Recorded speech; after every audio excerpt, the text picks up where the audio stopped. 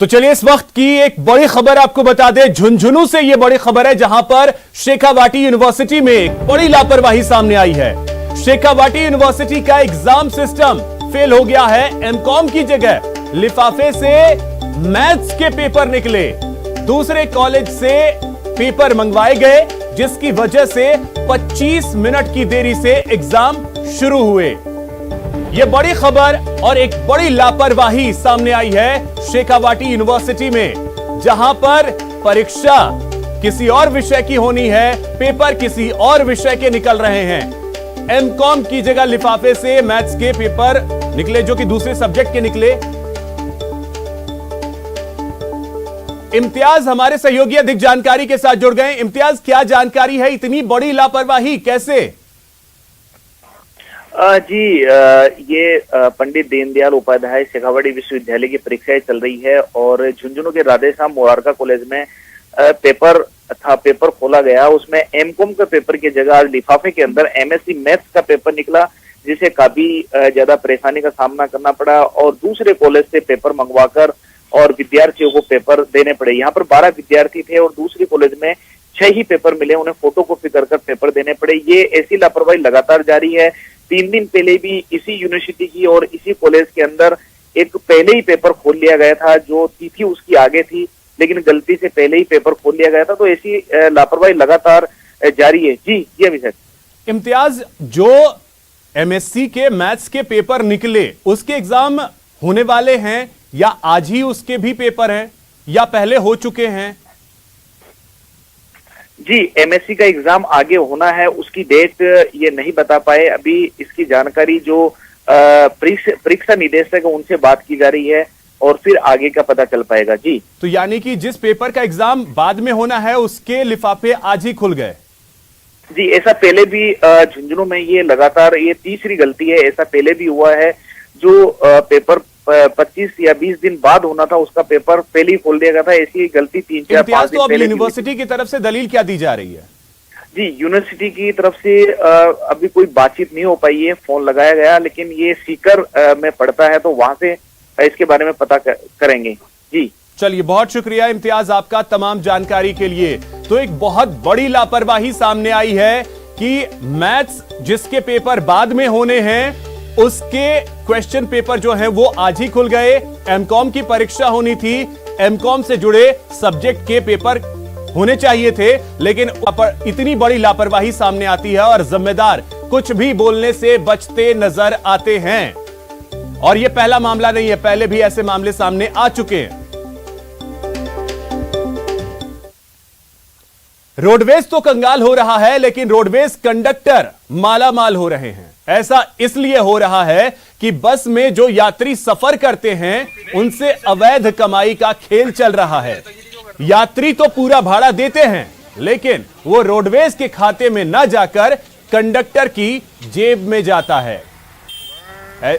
इस काले धंधे का खुलासा हुआ। चित्तौड़गढ़ से प्रतापगढ़ जाने वाली बस में 30 यात्री बैठे थे। कंडक्टर ने सबसे पैसा लिया, लेकिन टिकट नहीं दिया। सबसे बड़ी बात कि इस काली कमाई को रोकने के लिए जो फ्लाइंग टीम बनाई गई है, उसका भी कोई अता पता नहीं रहता। ऐसे में रोडवेज को रोज लाखों का चूना लग रहा है और रोडवेज कर्मचारी काली कमाई से अपनी जेबें भरने में लगे हैं।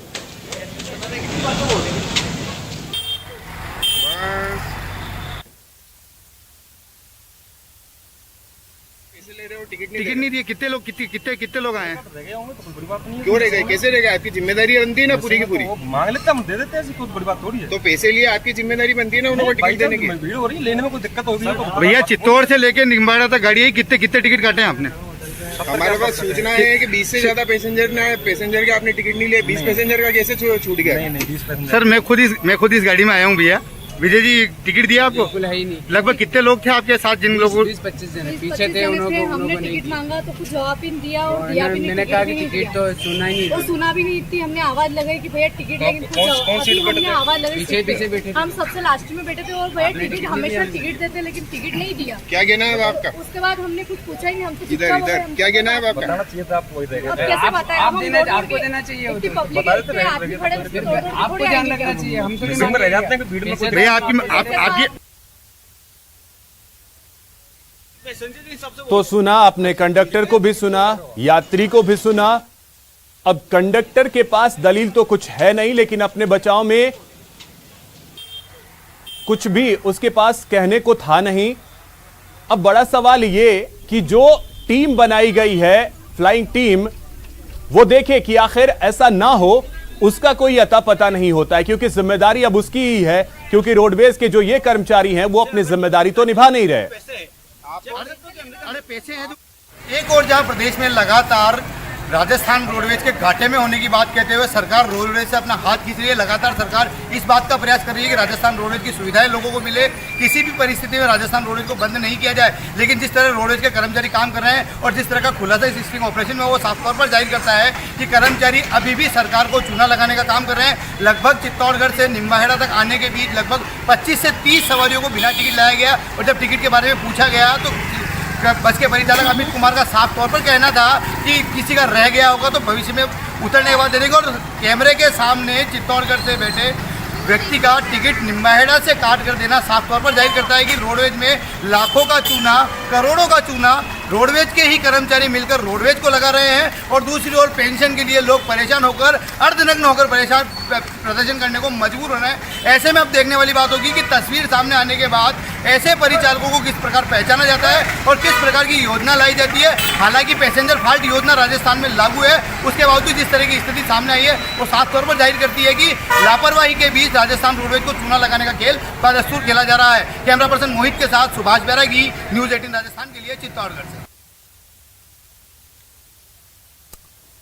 तो और अधिक जानकारी के साथ हमारे सहयोगी सुभाष बैरागी चित्तौड़गढ़ से हमारे साथ जुड़ गए हैं। सुभाष, रोडवेज के कर्मचारी तो चूना लगा रहे हैं, यह साफ तौर पे दिख रहा है, लेकिन वो फ्लाइंग टीम कहां है जिसकी यह जिम्मेदारी है कि इस तरीके का काला खेल ना चले? जी बिल्कुल, मैं आपको बताना चाहूंगा अभिषेक कि इस मामले में न्यूज 18 ने खुद इस बात का ऑपरेशन किया है कि किस तरह से रोडवेज को कर्मचारी चूना लगा रहे हैं। और जब इसकी सूचना फ्लाइंग के अधिकारी ओंकार सिंह को दी गई तो उनका कहना था कि हमारे पास ऐसी गाड़ी दी गई है जिसकी न तो कांच है, न लाइट है, टायर भी फूटे हुए हैं, हम कैसे उसमें कार्रवाई करें। मैंने कहा साहब आप कैमरे पे ये बात बताएं, तो कैमरे पे आने को तैयार नहीं। उनका कहना है कि मेरे घर में मृत्यु हुई है और मैं छुट्टियों पे चल रहा हूँ। ऐसे में साफ तौर पर जाहिर है कि इस पूरी मिलीभगत के खेल में कहीं ना कहीं फ्लाइंग का भी लेना देना है। मैं आपको बताना चाहूंगा कि पूर्व में चित्तौड़गढ़ में फ्लाइंग में एक महिला अधिकारी रही थी और उनको एसीबी ने ट्रेप किया था कंडक्टर की बिना टिकट सवारियां पकड़ने पर। मामले में जांच के नाम पर रिश्वत देते हुए ट्रेप किया था। ऐसे में साफ तौर पर जाहिर है कि भले ही रोडवेज को घाटे में बताया जा रहा है, लेकिन कहीं ना कहीं रोडवेज के कंडक्टर ही मिलकर इस रोडवेज को चूना लगाने का काम कर रहे हैं। यानी सुभाष, इन रोडवेज कर्मियों की वजह से ही रोडवेज घाटे में है। जैसा आप भी बता रहे थे कि अर्धनग्न होकर के रोडवेज के ही कर्मचारी प्रदर्शन करते हैं, कई कर्मचारियों को समय पर वेतन नहीं मिलता है, तो उसके जिम्मेदार तो ये खुद हैं। जी बिल्कुल अभिषेक, साफ तौर पर जाहिर है कि कहीं ना कहीं रोडवेज के कर्मचारी जो प्रदर्शन कर रहे हैं, यदि रोडवेज को आय नहीं होगी तो इन कर्मचारियों को पेंशन कैसे मिलेगी, तनख्वाह कैसे मिलेगी, ये सोचने वाली बात है।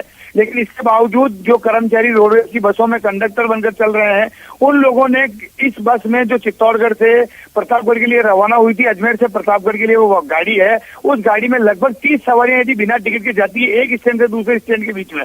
ऐसे में साफ तौर पर जाहिर है लगभग 250 किलोमीटर की दूरी के बीच में यदि 100 सवारियों को भी ये ले जाते हैं तो जाहिर तौर पर हजारों रुपए का चूना एक ट्रिप के दौरान लगाया जा रहा है। तो ऐसे में रोडवेज कर्मचारियों को पेंशन मिलना, तनख्वाह मिलना बहुत दूर की कोटी है। जब तक रोडवेज में सुधार नहीं होगा तब तक कर्मचारियों की तनख्वाह पेंशन समय पर मिलना मुश्किल है। और भले ही इसके लिए वो प्रदर्शन करे, कुछ भी करे, लेकिन कहीं ना कहीं इन्हीं के लोग इस चीज के लिए जिम्मेदार है। सुभाष, आपकी बात प्रबंधन के किसी अधिकारी से हो पाई है? उनकी कोई दलील सामने आई है कि नहीं?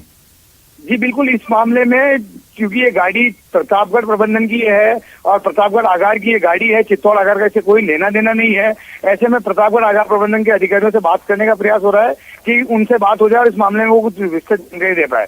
लेकिन साफ तौर पर यह कि जो परिचालक बस में थे उनके पास न तो कोई जवाब था, न उनकी मशीन में कोई डाटा था, और दूसरे स्टैंड पर लगभग 35 किलोमीटर दूर टिकट काट कर दिया जाना साफ तौर पर जाहिर करता है कहीं ना कहीं मशीनों में भी गड़बड़ है। वरना जीपीएस लागू होने के बाद कि दूसरे स्टैंड पर टिकट काटा जाना संभव नहीं है। उसके बावजूद कैमरे के सामने परिचालक ने टिकट काट कर दिया तो साफ तौर पर जाहिर करता है कहीं ना कहीं मशीनों में भी गड़बड़ है और जीपीएस की मशीनों में भी जांच की जानी चाहिए। जी चलिए, बहुत शुक्रिया सुभाष आपका तमाम जानकारी के लिए।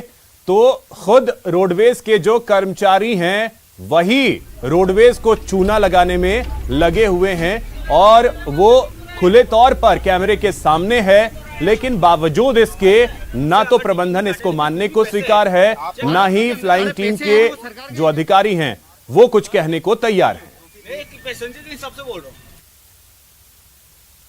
नागौर जिले में बीती रात ट्रेलर और स्कॉर्पियो की भीषण टक्कर हो गई। इस हादसे में स्कॉर्पियो सवार 2 लोगों की मौके पर ही मौत हो गई। यह हादसा कुचेरा के बुटाटी के पास हुआ। पुलिस ने दोनों शवों को काफी मशक्कत के बाद गाड़ियों से बाहर निकाला और मोर्चरी में रखवाया। तो बेहद दर्दनाक हादसा सामने आया। स्कॉर्पियो और ट्रेलर की टक्कर हो गई, जहां 2 लोगों की मौत हो गई। बुटाटी के पास यह हादसा हुआ।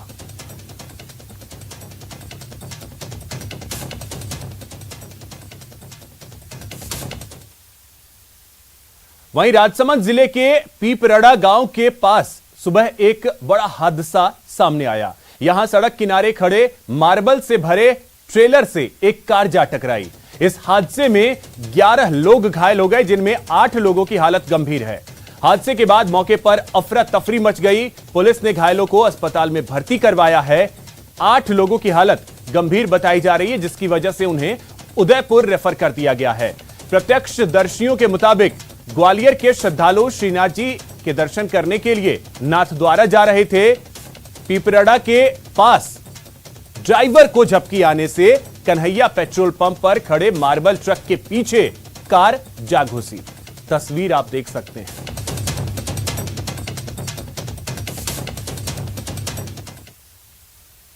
अब बात करते हैं करंट के कहर की। बारां जिले के केलवाड़ा थाना इलाके के दाता गांव में बिजली का तार गरीब परिवार पर कहर बनकर टूटा है। बीते रात घर के बाहर खेल रहे 3 भाई बहनों पर 11 केवी हाई टेंशन बिजली का तार गिर गया। इस हादसे में 6 साल की बिंदिया और 4 साल के मनोज की मौके पर ही मौत हो गई। वहीं देवेंद्र घायल हो गया, उसे केलवाड़ा अस्पताल में भर्ती करवाया गया है, जहां उसका इलाज चल रहा है। सूचना पर पुलिस मौके पर पहुंची और दोनों बच्चों के शव का पोस्टमार्टम करवाकर परिजनों को सुपुर्द कर दिया।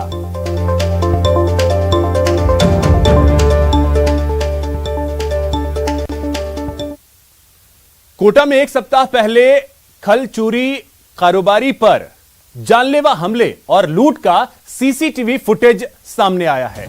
वीडियो में आप देख सकते हैं कि कैसे 2 बाइक पर सवार होकर बदमाश आते हैं। देखते ही देखते बदमाश लाठी, सरियों और धारदार हथियार से कारोबारी पर हमला कर देते हैं।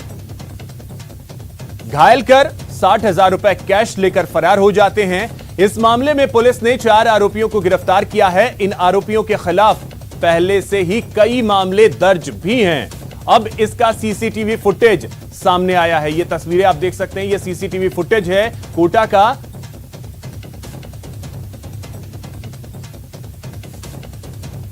हत्या का प्रयास, लूट आदि के प्रकरण में गिरफ्तार किया गया है। बापड़दा इनको गिरफ्तार किया गया है। गिरफ्तारी के बाद इन्हें संबंधित न्यायालय में पेश करके और इनकी पुलिस कस्टडी ली गई है। अब इनसे घटना में प्रयुक्त किए गए जो हथियार हैं उसके संबंध में और जो घटना करते हुए इन्होंने वाहन का उपयोग किया उसके संबंध में अनुसंधान किया जा रहा है। बारां शहर के अस्पताल रोड पर बीती रात 3 बदमाशों ने घर लौट रहे दवा व्यापारी को निशाना बनाया। इस व्यापारी से हमलावर 1.25 लाख रुपए से भरा बैग लूट ले गए। इस वारदात के बाद मौके पर लोगों की भीड़ इकट्ठा हो गई। इन लोगों ने घायल व्यापारी को अस्पताल में भर्ती करवाया। सूचना पर कोतवाली पुलिस भी मौके पर पहुंची। पुलिस ने नाकाबंदी करवाकर आरोपियों की तलाश शुरू कर दी। घर जा रहा था, आनंद करके सामने गली में घुसते ही एक मोटरसाइकिल स्टार्ट करी थी। एक ने तो मेरे देना शुरू कर दिया, एक मेरा सूटकेस छीन लिया और भाग गया। बिल्कुल मेरे दुकान के पूरे कागजात थे उसमें और 1.25 लाख रुपए करीब आज की सेल थी।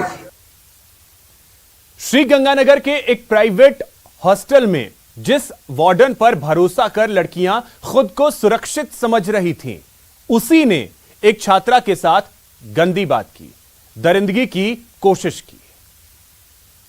छात्रा से दरिंदगी की कोशिश, वार्डन की गंदी बात, हॉस्टल में हड़कंप मचा है, खौफ में है छात्रा, खौफ उस वार्डन का जिसने गंदी बात की है।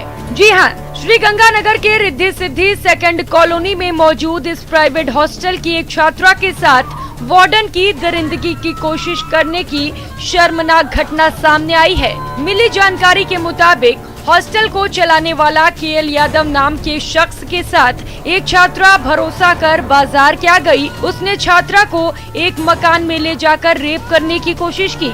इस मामले में पीड़िता की शिकायत पर महिला थाने में हॉस्टल वार्डन के खिलाफ केस तो दर्ज कर लिया गया है, लेकिन आरोपी के खिलाफ कार्रवाई नहीं की गई। ये कहा गया था कि मार्केट जाना है, कुछ काम है, तो यहाँ से सर और वो दीदी स्कूटी पे बैठ के मार्केट गए हैं और मार्केट जाके उनसे कहा कि मेरे भतीजे के घर में एक एसी देख के आना है, तो मेरे साथ वहाँ चलो। फिर जब वो वहाँ गए तो वो घर लॉक था, तो घर की सर के पास चाबी थी, तो फिर सर उनको लॉक घर में लेके गए। उसके बाद सर ने जाके घर को अंदर से लॉक कर लिया और फिर वहाँ आधे घंटे तक उनके साथ ज़बरदस्ती की है और उनके शोर मचाने पर फिर उन्हें सर वापस हॉस्टल ले गए। इस घटना के बाद हॉस्टल की सभी छात्रा खौफ में हैं, हॉस्टल खाली कर रही हैं, इंसाफ की मांग कर रही हैं। यहाँ पर हमने जिस आदमी को बाप के समान समझा था, उसने कल रात को ही इस घटना को मात दी है। और कल दोपहर की ये बात है, हमारे साथ की छोटी बहन की तरह हमारी, और उसके साथ पूरी रेप कह सकते हैं अपने, उस तरह करने की कोशिश की है यहाँ पर। और यहाँ पर काफी निशान है उसके। पुलिस यहाँ पर आ रही है और कोई कानूनी कार्रवाई नहीं कर रही है। और जब कल रात को 11 बजे पुलिस आई थी तो वो केएल यादव यहीं बैठे थे, लेकिन उनके साथ कुछ नहीं किया और बस उनके साथ 2 बातें की और चली गई। अब आगे हम तब तक लड़ते रहेंगे जब तक हमारी छोटी बहन को इंसाफ नहीं मिल जाता। एक हमारी सीनियर है, उसके साथ जो हरकत की है, उसके बाद हम किस बेस पे यहाँ रहे हैं? पेरेंट्स किस पे विश्वास करके हमें यहाँ छोड़े? आपने पेरेंट्स को कब कॉल किया? रात को? सुबह कॉल किया है हमें। सभी लड़कियां भी हाँ, हॉस्टल खाली करके जा चुके हैं। सभी का ये सेल्फ डिसीजन है लड़कियों का, किसी ने किसी को फोर्स नहीं किया, हमारा खुद का पर्सनल डिसीजन है। हॉस्टल में रहने वाली छात्रा के पेरेंट्स भी पहुंच गए हैं और आरोपी के खिलाफ कड़ी कार्रवाई की मांग कर रहे हैं। हमारी जी मांग आई है सरकार और प्रशासन भी जे कार्रवाई सख्त करके बच्चे का भविष्य सारा कोई आइंदे मोड़ के कोई खिलवाड़ ना करे, सख्त कार्रवाई करके सजा मिलनी चाहिए। ये बताया कि जो हमारे साथ एक दीदी रहती थी यहाँ, उसके साथ ऐसा हुआ। उसको देख कर भी पता लगा कि एक बच्ची तो बेहोश हो गई और वो अपनी याददाश्त चली गई उसकी। वो भी बता रहे हैं उसको हॉस्पिटल में ले गए। आरोप है कुछ करने के? ये यादव सर है, कुलदीप यादव, केएल यादव के नाम से है, पूरा नाम क्या है, केएल यादव है, उन पे है। और उसने ऐसा किया है। अगर उसने ऐसा किया तो फिर आप बताएं भी किस पे विश्वास करें? पुलिस प्रशासन की खामियां रही है तो फिर प्रशासन का विरोध करेंगे, इसमें क्या दिक्कत है? उनके बहन बेटी बच्ची नहीं क्या? हॉस्टल की छात्रा का आरोप है कि पुलिस ने मामला दर्ज करने के बावजूद कार्रवाई नहीं की और अब पुलिस आरोपी की तलाश करने की बात कह रही है। बड़ा सवाल ये है कि कब होगी आरोपी की गिरफ्तारी। न्यूज़ 18 राजस्थान के लिए श्रीगंगानगर से अशोक कुमार शर्मा की रिपोर्ट। जन्माष्टमी के दिन टोंक के देवली में पुजारी की हत्या पर बवाल शुरू हो गया है। आवाम का आक्रोश फूट पड़ा है, पुजारी के लिए इंसाफ की मांग हो रही है। मामूली विवाद में खूनी खेल, पुजारी मर्डर और बवाल। दिव्यांग पुजारी के मर्डर पर बवाल शुरू हो गया है। इस घटना को जन्माष्टमी के दिन टोंक के देवली में अंजाम दिया गया है। खूनी वारदात पर आवाम का गुस्सा फूट पड़ा है। ब्राह्मण समाज के लोग सड़कों पर उतरे और इंसाफ की मांग शुरू करती है, जिसमें आरोपियों की गिरफ्तारी, परिजनों को मुआवजा और मेडिकल बोर्ड से शव का पोस्टमार्टम कराने की मांग पर अड़े हुए हैं। ये पुजारी था नीलकंठ महादेव का और उसमें उसकी हत्या हो गई। ये दुर्भाग्य घटना, दुखद घटना है। इससे सर्व समाज में बहुत दुख की लहर है और प्रशासन से हमारी मांग है आर्थिक सहायता 50 लाख रुपए उसको दिया जाए, मुलजिमों को गिरफ्तार किया जाए और मेडिकल बोर्ड से उसकी जांच हो। पोस्टमार्टम तभी होगा जब ये तीनों मांगे हमारी मान ली जाएगी। मोन्टू और उसका भाई जो शिवराज, इन दोनों ने मिलकर के योजनाबद्ध तरीके से एक छोटी सी बात, आजकल कोविड चल रहा है तो मास्क लेने गए थे, वहाँ जो भी दर्शन करने आते हैं वो पुजारी अपनी ओर से मास्क सबको देकर के अंदर प्रवेश कराता है। खरीद में वो डुप्लीकेट मास्क देने की वजह से उसके बच्चा वापस देने गया, भाई वापस जमा करा दो, तो उसने ले लिए, उसने पैसे नहीं दिए, तो उसने मास्क भी फेंक दिए। पड़े हुए को उन्होंने दोनों भाइयों ने मिल करके और लाते मार मार करके उसे सीने पे लाते मारी है, जिससे उसका जो है संतुलन बिगड़ गया। आइए अब आपको बताते हैं मामूली विवाद पर किस तरह पुजारी की बेरहमी से हत्या की गई। मिली जानकारी के मुताबिक दिव्यांग पुजारी गोपाल ने चाय की दुकान चलाने वाले मोन्टू साहू से मास्क खरीदा था। मास्क खराब निकलने पर पुजारी ने मोन्टू से शिकायत की, जिस पर मोन्टू और उसका भाई शिवराज आग बबूला हो गया, जिसके बाद दोनों भाइयों ने मिलकर पुजारी की बेरहमी से पिटाई शुरू कर दी, जिससे पुजारी गोपाल की मौत हो गई। पुजारी की बेरहमी से हत्या पर बवाल शुरू होने के बाद पुलिस हरकत में आई, एक आरोपी को गिरफ्तार किया, जबकि दूसरा आरोपी अभी भी पुलिस की गिरफ्त से दूर है। मास्क लेने किसी ठेले पर गए थे, जहाँ उनके रेट को लेकर विवाद हो गया, पासनी हो गई, वो धमकी भी हुई, जैसा रिपोर्ट में बताया है।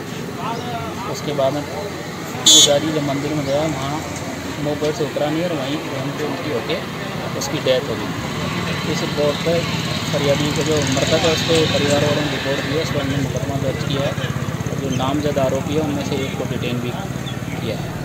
एसडीएम भारत भूषण ने हत्या के इस मामले को गंभीरता से लेते हुए पुलिस को फौरन कार्रवाई के निर्देश दिए हैं, लेकिन मृतक के परिजन और समाज के लोग अपने फैसले पर अड़े हुए हैं कि जब तक आरोपियों को गिरफ्तार कर सख्त कार्रवाई नहीं की जाती है, तब तक पुजारी का अंतिम संस्कार नहीं करेंगे। न्यूज़ 18 राजस्थान के लिए टोंक से दौलत पारिक की रिपोर्ट। जन्माष्टमी पर सांवलिया सेठ मंदिर में हुड़दंग की तस्वीरें सामने आईं। ये तस्वीरें सोशल मीडिया पर वायरल हो रही हैं। सांवलिया सेठ मंदिर में जन्माष्टमी के अवसर पर भक्तों की एंट्री पर रोक लगा दी गई थी और दर्शन के लिए एलईडी की व्यवस्था की गई थी। इसी बीच कुछ भक्त केक लेकर मंदिर परिसर में पहुंच गए। इस दौरान केक लेने के लिए जमकर लोग झपट्टा मारी करते नजर आए। इस दौरान कोरोना गाइडलाइंस की धज्जियां उड़ाई गई।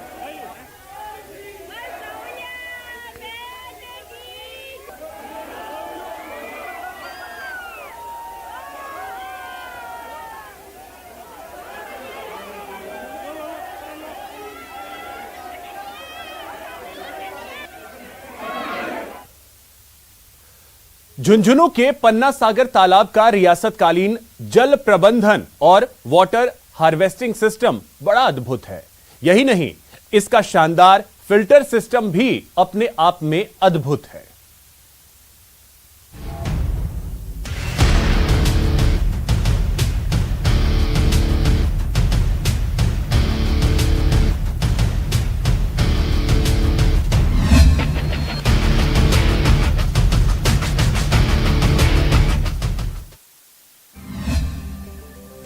वाटर हार्वेस्टिंग सिस्टम की बेहतरीन मिसाल, पन्ना सागर आर्किटेक्चर का बेजोड़ नमूना।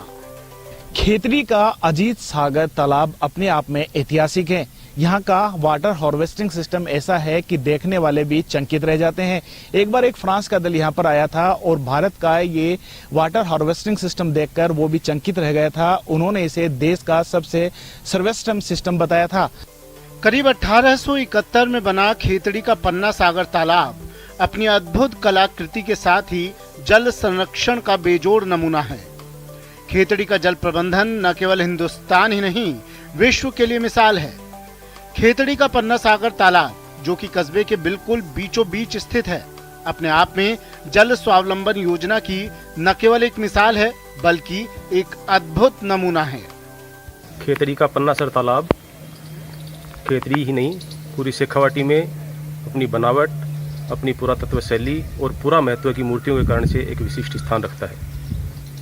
सेठ पन्नालाल जी शाह द्वारा निर्मित यह तालाब खेतड़ी के पर्यटक स्थलों में से प्रमुख एक पर्यटक स्थल है और अपनी बनावट के कारण से और जल संरक्षण की दृष्टि से शेखावाटी में एक विशेष स्थान रखता है। इसकी संरचना इस तरह से की गई थी कि पन्ना सागर तालाब में बारिश का पानी विशेष फिल्टर प्लांट से होकर नहरों के जरिए पहुंचता है। पहाड़ियों से उतरा पानी इन नहरों के जरिए तालाब में आता है, लेकिन इससे पहले पानी यहाँ बनी गुफाओं में फिल्टर होकर पन्ना सागर तालाब में पहुंचता है, जो पूरी तरह से स्वच्छ होता है। एक ऐतिहासिक पन्ना सर तालाब जो पन्नालाल सेठ ने बनाया था, ठिकाने टाइम के समय में ये बना हुआ तालाब है, जो कि झुंझुनू जिले इवन टू राजस्थान के माने हुए तालाबों में एक ऐतिहासिक तालाब है। इस तालाब के पास करीब 10 से अधिक कुएं बने हुए हैं। ये कुएं पन्ना सागर तालाब से रिचार्ज होते हैं। कहते हैं कि तालाब में से पानी रिसकर इन कुओं में जाता है। पहले पानी तालाब में आता है, तालाब से भी एक तरह से फिल्टर होकर तालाब के पास लगे कुओं में जाता है। इससे कुएं रिचार्ज होते हैं। इन कुओं को झालरे कहते हैं। इन कुओं का पानी पीने के काम आता था। यहाँ के सेठ साहूकार हमेशा जल संरक्षण को प्रोत्साहन देते थे। यह पन्ना साह तालाब ऐतिहासिक तालाब रहा है। चारों तरफ से ये पूरी तरह से बंद तालाब है। यह शेखावाटी रीजन का एकमात्र ऐसा तालाब है। यह 1871 ईस्वी में इसको सेठ पन्ना लाल शाह ने बनाया था। तालाब के चारों ओर बनी ऐतिहासिक छतरियों के साथ ही पूरे तालाब में नीचे उतरने के लिए सीढ़ियां बनी हैं। खेतड़ी का पन्ना सागर तालाब सेठ पन्ना शाह ने बनाया था। ये जल संरक्षण में महत्वपूर्ण भूमिका है। इस प्रकार का तालाब जल संरक्षण और निर्माण के हिसाब से शेखावाटी में एक ऐसा मात्र तालाब है। वर्तमान में पुरातत्व इसका जीर्णोद्धार करा रहा है। कहते हैं कि इस तालाब से स्वामी विवेकानंद का भी नाता रहा है। जब वे शिकागो से वापस लौटे थे, तब इसी तालाब के पास उनका भव्य स्वागत किया गया था। खेतड़ी के राजा अजीत सिंह का स्वामी विवेकानंद से घनिष्ठ संबंध था। बहरहाल करीब 250 साल पहले बना ये तालाब जल संरक्षण की अब तक के सभी पैमाने पर खरा उतरता है। जरूरी है ऐसी धरोहरों को सहेज कर आगे और विकसित करने की। कहते हैं कि अजीत सागर बांध के अजीत सागर तालाब के पास नहरें बनी हुई हैं। इन नहरों से पानी अंदर आता है, वो पूरी तरह फिल्टर होकर आता है और पानी तालाब से कुओं में जाता है और कुओं में जब जाता है तो वो भी फिल्टर होकर जाता है। इसमें अलग प्रकार का फिल्टर सिस्टम लगा हुआ है। कुओं को झालरा कहते हैं और झालरों से पानी पीने के काम में लिया जाता है। कैमरा पर्सन मोहसिन के साथ इम्तियाज भाटी, न्यूज़ 18 झुंझुनू। तो फिलहाल इस बुलेटिन में इतना ही। नमस्कार।